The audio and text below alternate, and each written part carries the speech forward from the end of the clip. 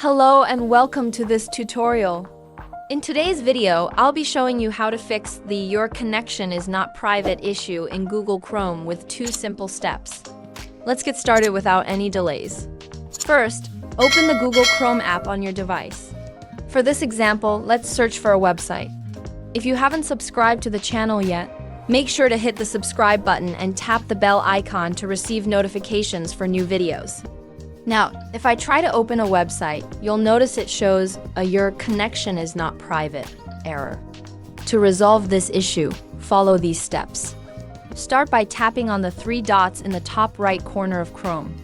Scroll down and select Settings. Next, scroll down again and tap on Security and Privacy. Then click on Clear Browsing Data. In the Time Range section, select All Time. Now, click on Clear Data. Finally, confirm by tapping Clear. Once your browsing data is cleared, the first step is complete. Now for the second step. Scroll down again and tap on Safe Browsing. Choose the option for Enhanced Protection. Then tap the back arrow in the top left corner. Go back to the page where you saw the "your connection is not private" message. Now refresh the page and the issue should be resolved.